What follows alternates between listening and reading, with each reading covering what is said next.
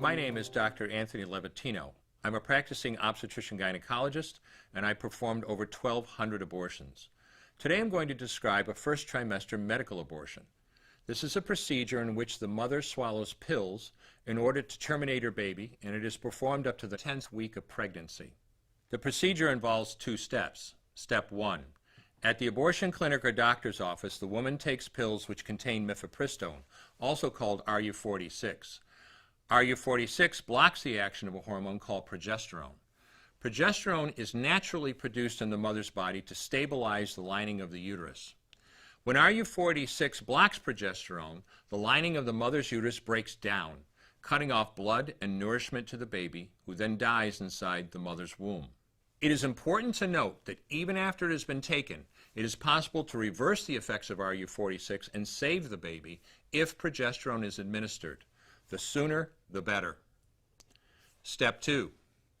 24 to 48 hours after taking RU46, the woman takes misoprostol, also called Cytotec, that is administered either orally or vaginally.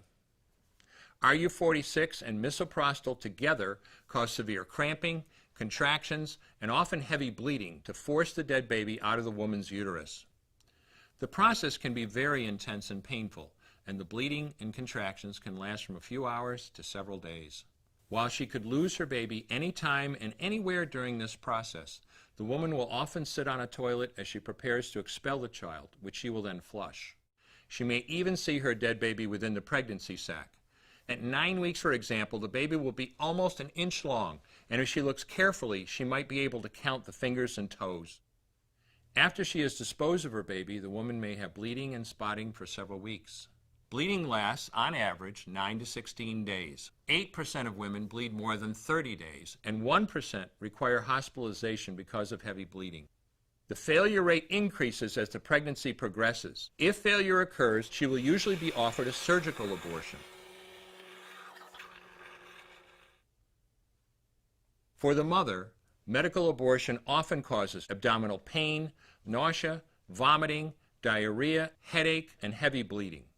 Maternal deaths have occurred, most frequently due to infection and undiagnosed ectopic pregnancy. As I mentioned at the beginning, I'm Dr. Anthony Levatino, and in the early part of my career as an OBGYN, I performed over 1,200 abortions.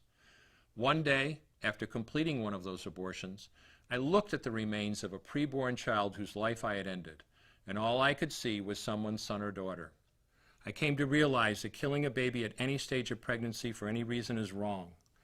I want you to know today, no matter where you're at or what you've done, you can change. Make a decision today to protect the preborn. Thank you for your time. I will no longer do any more abortions. When you finally figure out that killing a baby that big for money is wrong, that it doesn't take you too long to figure out it doesn't matter if the baby is this big or this big or this big or maybe even this big, it's all the same. And I haven't done any since then, and I never will.